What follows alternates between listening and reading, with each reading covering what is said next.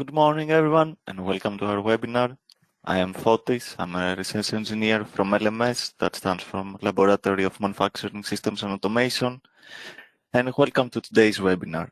The goal of today's webinar is to present the Teaching Factory Knowledge Network, both as a concept and a project, and we will present and discuss the benefits of this approach, what we have already achieved in the previous years, and we are going to share our experience and hopefully exchange some ideas on why we think TF KnowNet is the future of manufacturing education. Accompanying me, I have my colleagues, my academic colleagues in the TF KnowNet project, Harry Bikas from LMS. Hi, Harry.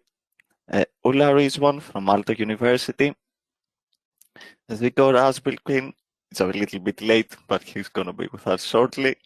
Bastian Tide from Braunschweig Technical University, and Roberto, from Politecnico di Milano. Now I'm going to leave the floor to Harry, who's going to describe what the TF KnowNet project is and what are the main outcomes from the previous years. The floor is yours, Harry. Thank you. Good morning also from my side. So let's see a bit the project. Let's see a bit why we're here. So the main idea behind TF KnowNet is actually to exchange knowledge, exchange ideas, exchange know-how. The reason we're doing that is that we want to develop different skills and different competencies in people. Particularly for today's discussion, this is targeted towards academia, so towards students, university students, but we are also targeting professionals in the industry who we are trying to reskill and upskill. Why is this happening? This is happening because the industry requires more and more different knowledge, different skills, different competencies. These have been evolving constantly. And in our today's world, which is rapidly evolving in terms of technologies, in terms of both soft and hard skills that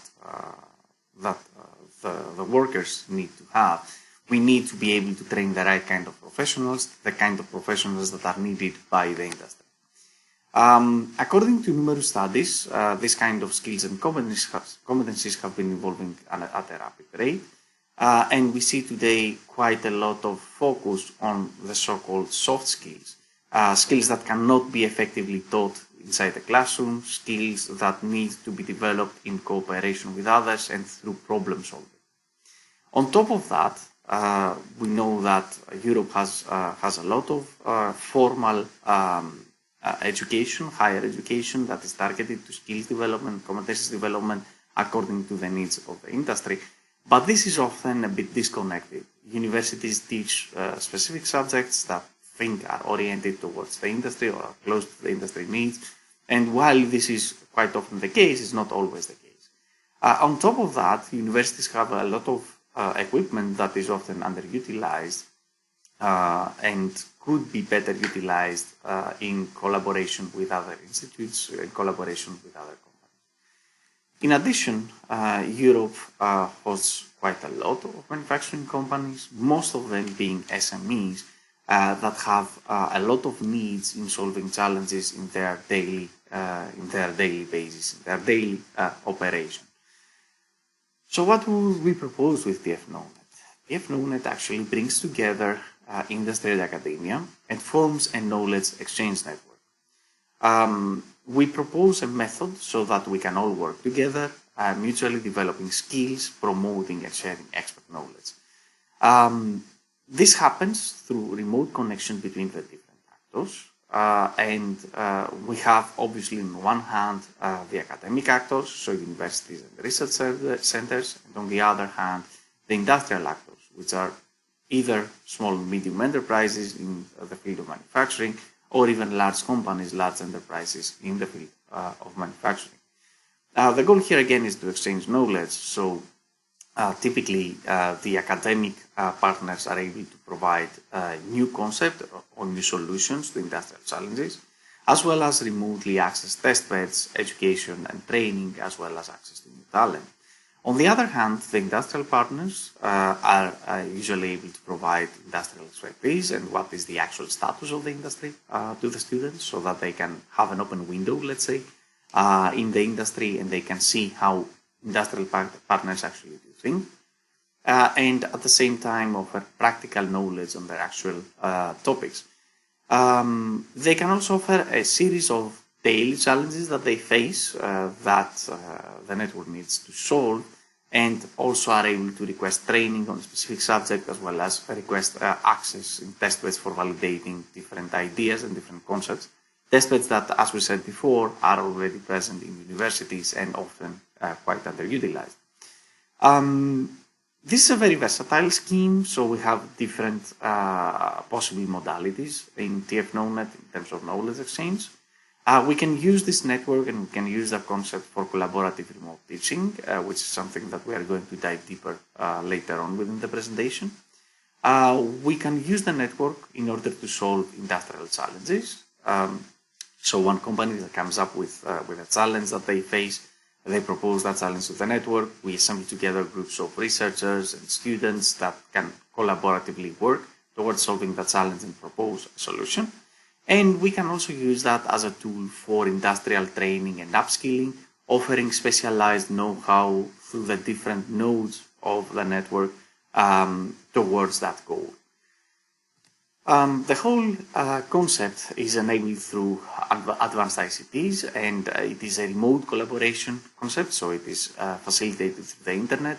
It's something that's facilitated through a lengthier period of time, so typical duration of teaching factory projects within TF KnowNet range from 4 or 5 weeks up to 10 weeks. And as such, we are able to achieve what we call a non-geographically anchored learning space, so something that is not in a specific location. It's a learning space that's online, and we can achieve growing and exchanging knowledge through collaboratively working on a specific problem.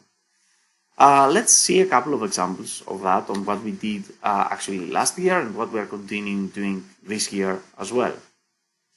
So over the years, we have had 12 different what we call pilot activities. These were including all 3 modalities that I have mentioned before, with the involvement of 8 organizations, so 3 industries and 5 universities, and having more than 250 people participating as trainees across 14 countries. Let's see 2 examples of how we achieved that. The first example was actually run in 2021 and was focused on cyber-physical production systems. This was done with the participation of different academic partners. So we had LMS, University of Athens from Greece, Aalto University from Finland, and then Politecnico of Milan from Italy, and TU Braunschweig from Germany. The goal here was for students to understand what a cyber-physical production system is, how they can collect data and how they can connect to the cyber-physical production system, how they can use that data in order to feed simulation tools, how they can set up simulation tools, and how the results of the simulation relate to the actual system, and how the system could be optimizing by analyzing both real data coming from the system and data that are actually generated by the simulation, how those two compare to each other. So we had a pilot that ran approximately 7 weeks with 23 engineers, 23 trainees, let's say, from all 4 universities. And this was a process that was facilitated through the web. The teams were mixed, so we had students, each team having students from all 4 universities at the same time, and this also promoted international collaboration and exchange of ideas between students with different technological but also cultural background.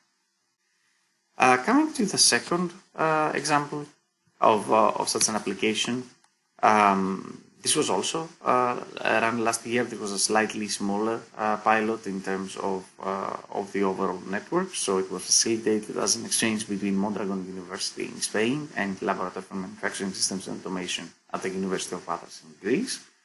In this particular case, the goal was to introduce students to eco-efficient manufacturing processes. And we did that through a challenge. their challenge was design and manufacturing of a skateboard that could be converted to a snowboard. So we started by the general idea, and with the student groups searching the market to see what is feasible, and how their design and their concept would look like, and how it would be positioned in the market, and coming up with a series of technological constraints. Then we discussed quite a lot about material selection, manufacturing process selection, and how these link to the life cycle of the product, and how this impact the life cycle emissions of the product. Selected a viable manufacturing path, justifying that, running a detailed design phase for the product, so designing all the components that they needed to manufacture, but also running a detailed life cycle analysis to estimate life cycle emissions on those components in a higher detail, and then actually making the components, shipping them from one country to the other, and assembling a working product that you're going to see a short video about in a while. This was also a very interesting experience because the challenge was slightly more practical, which got the students a bit more excited, I think. But at the same time, we also assembled international teams. So the teams comprised students from both universities, so that we could also, again, benefit from cooperation between people with different backgrounds, different know-how, and different cultural approaches also in problems. For this one, we actually have a very small video that is outlining the whole process.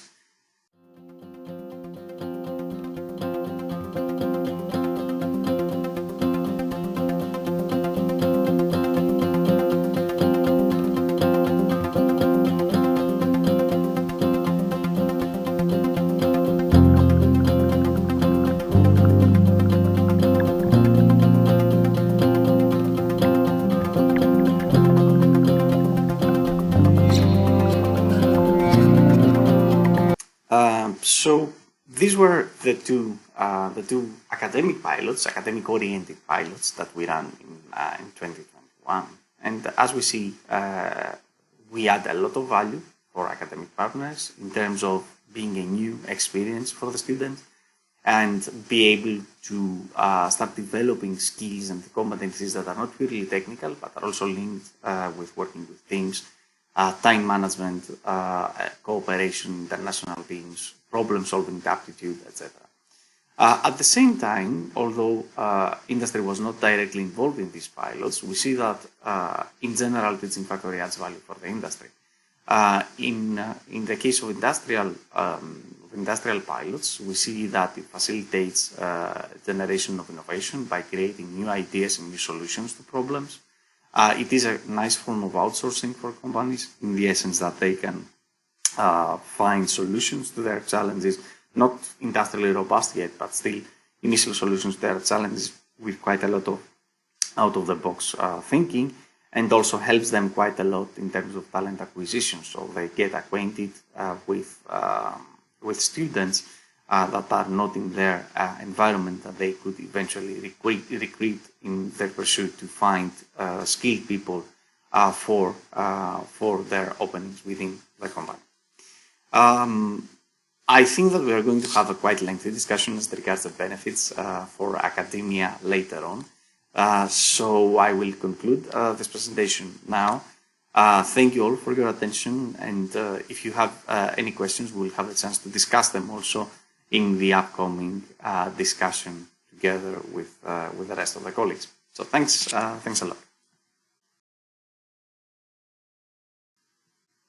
Thank you very much, Harry. Thank you for that presentation.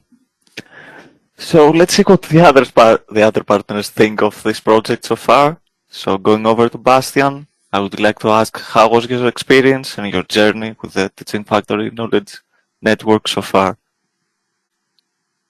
Yes, thank you for the question. So I so far had overall very positive experiences with our academic pilot. As Harry just introduced, we focused on cyber-physical production systems, and I think what we in the end achieved to arrange was a very interesting course for our students, covering different aspects, and each of our university partner could bring in its own or his own expertise within this course, which was very beneficial not only for the students because they got to know new teachers from different locations, but also for us as teachers to get the insights from the other academic institutions and really fostering a lasting collaboration for such didactical instruments in the end. It was also very positive for me to see how eager the students were to participate and to actively speak in the discussions, to get to know what we are presenting them, and to come up with nice solutions with the team project and exercises we ran alongside the theoretical content. And for me, it was so much fun actually to discuss with the students, to see how they developed over the year and how this different cultural backgrounds led to a very positive impact on the experience of the students. So in that sense, I'm really looking forward to continue on this basis. And I think with TF KnowNet, we have a good foundation in order to keep this up in future. Thank you very much, Bastian. It is indeed a learning experience for both us as teachers and both the students as well, which is really great. Going over now to Roberto, I would like to ask you what are the benefits that you saw during the TF KnowNet approach, and how would you analyze the project uniqueness? Thank you for the question, Fotis. Yes, I think that I can summarize the main benefits of the approach of TF KnowNet under a triple perspective. I mean, first of all, under an academic point of view, allow the students of the universities to work together with other students of other universities, allow to create projects that put together different types of backgrounds and competencies. And for the universities, this is very useful because there is the possibility to have a benchmark with other type of education of other countries, of other universities, so to understand which are the main differences or common goals or common tools to put together and to align the same type of education within the project. And of course, for the students, this means to have the possibilities to have a different perspectives. So a perspective that comes from foreign students or foreign companies that is quite different, for example, for the local courses or the local companies.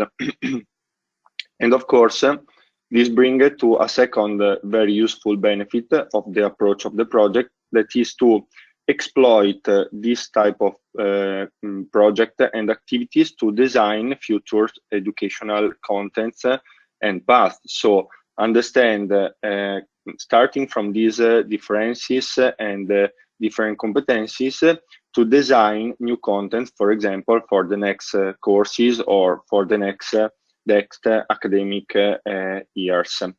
And trying to highlight a third type of benefits, more near to the industrial perspective, so close to the industrial pilots.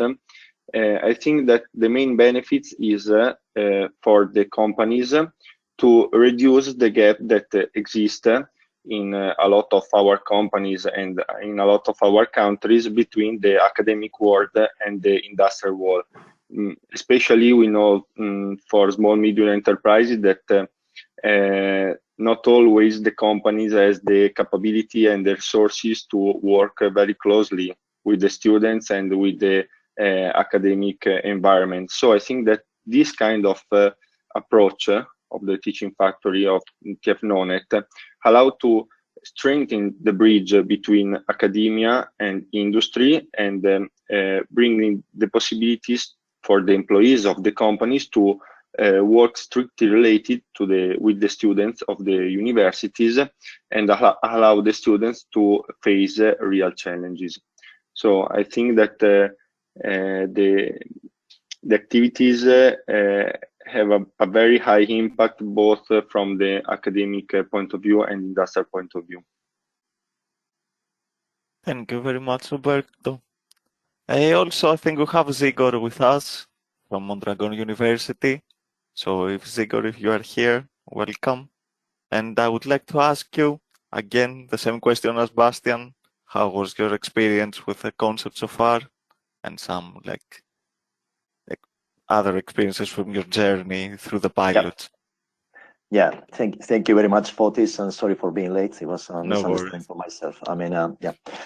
So we have participated, as Harry has already mentioned, in the eco-efficient manufacturing piloting activities. So it was great experience, and I can say that no skate or no snowboard was broken, or no student got injured during the trials. So I think that it was very successful in that point of view. So it was great.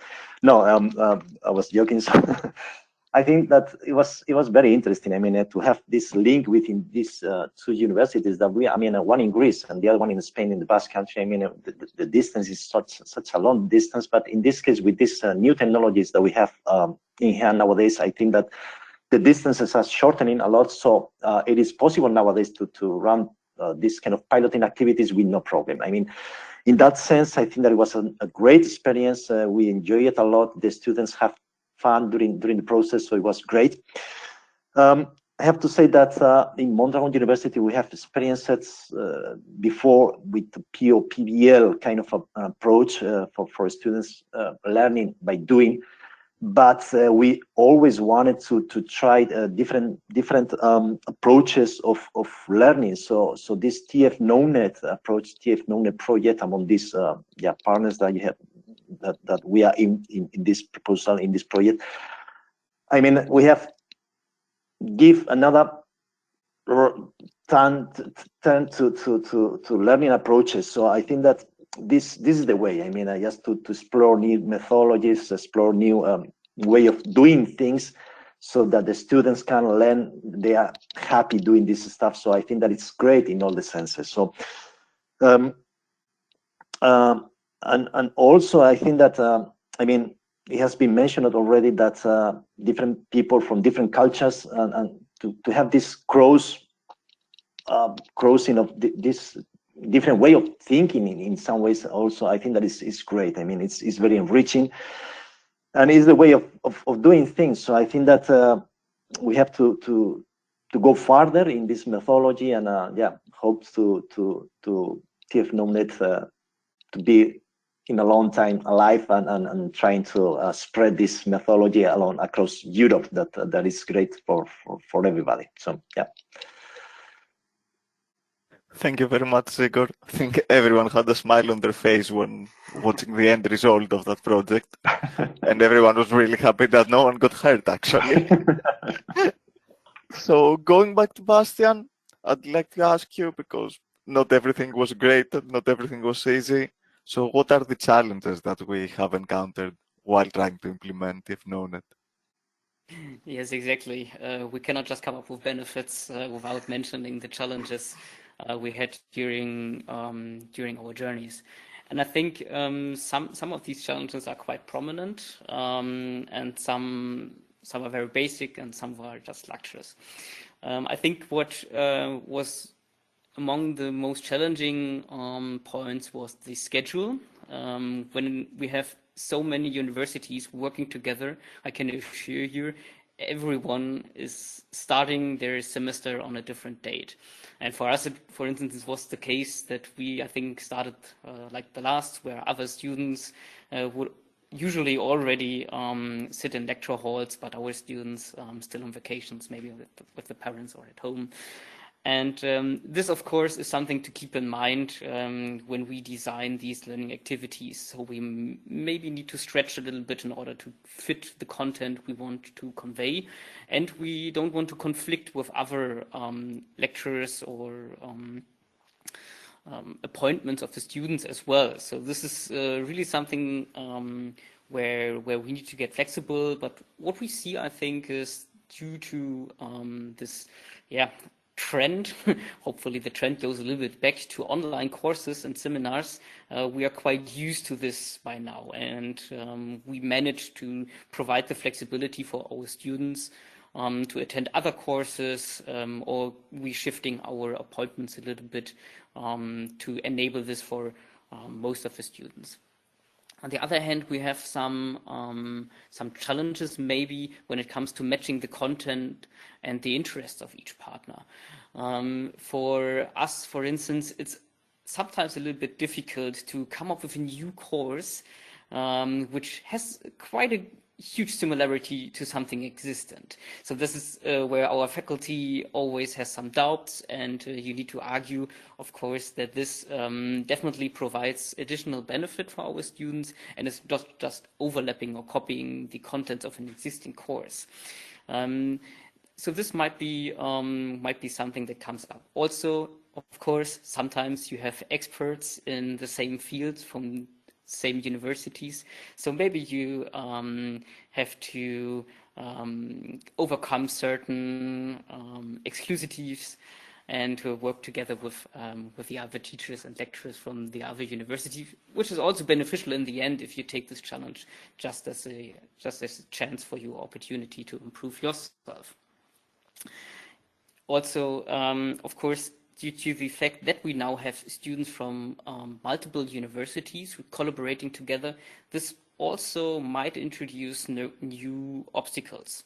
So we have, of course, additional overhead for students to communicate, and we maybe not have this direct access to them. So maybe there are some maybe personal, maybe other circumstances that somehow stop them from working, and it's a little bit difficult to recognize this early on. So it's a little bit different when we have the students in our lab working all together compared to this online situation. So this is something just to keep in mind, that you need to get this feeling what's happening there early on. And lastly, for instance, we had this integration of physical hardware to a certain extent. This also might impact your teaching, because maybe not everything is working so smoothly. We don't have the fallback option of, okay, everyone, let's go back to in presence and we will manage to keep distance.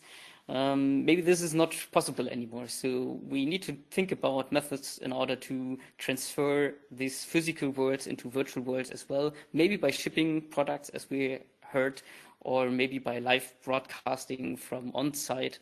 Or what we also envisioned is just, for instance, if we have students here on-site, they can work together with the students off-site, so they can come up with new collaboration forms on their own, and such fostering new communication skills or working skills. Thank you very much, Bastian. It is indeed a logistical nightmare to organize some of the pilots. And also the last thing you mentioned, at least we now have the online tools and other ICT tools to cope with most of the challenges, but it's still like a new idea, so we are still exploring indeed.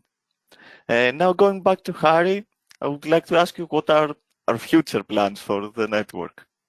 Thanks for the question for this. Future plans. So we are quite happy, as as it is evident, on how things played out last year. So the intention is to, of course, continue supporting this kind of pilots. We have already launched one academic pilot running in a bit of a different way so far. And we plan to repeat more or less the pilots that we ran in 2021, obviously by trying to strengthen them a bit, trying to overcome the challenges that Bastian mentioned before, trying to overcome the weak points and add a bit more flexibility in the whole scheme, but also making it even more interesting for the students. But at the same time, we are trying also to grow the network. So we are open to new collaboration possibilities. We are open to new industrial and academic partners coming towards us, towards TF KnowNet, and asking to be part of this game, because we would be interested in enlarging the players in the different pilots.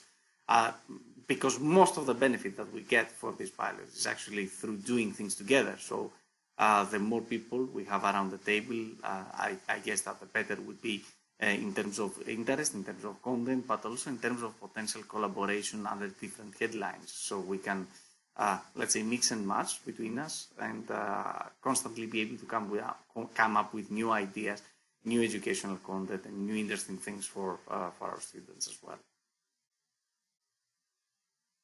Thank you very much, Harry. Now, our last question before we go into the open discussion. I would like to ask Rizwan, how can the students participate from our institutions, and how can other organizations adopt this approach? Thank you, Fortis, for the question.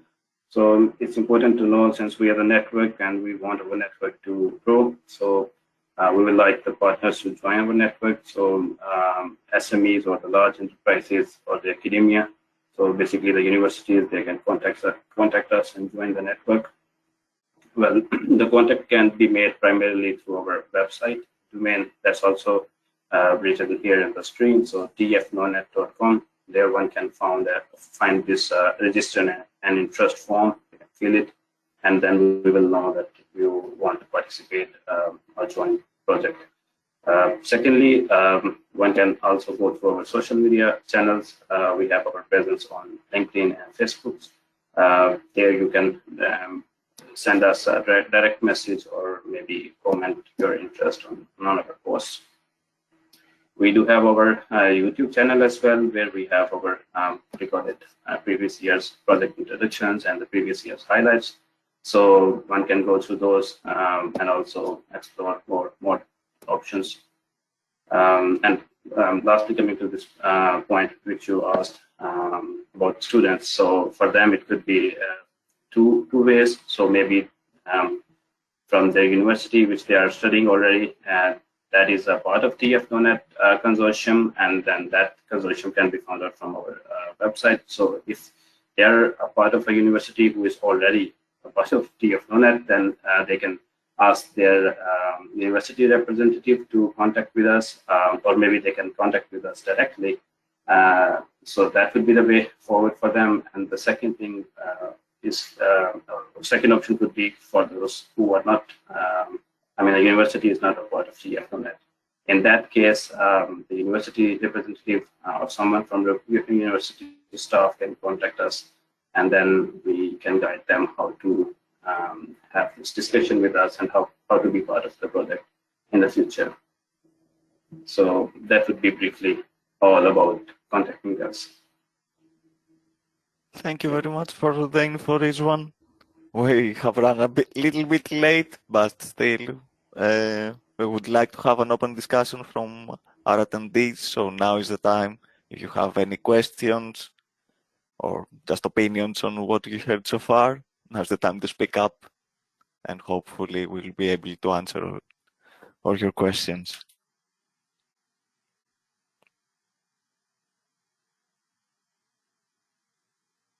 Otis, I don't see any questions on the chat, so we will also be available offline. We have already shared all the contact details.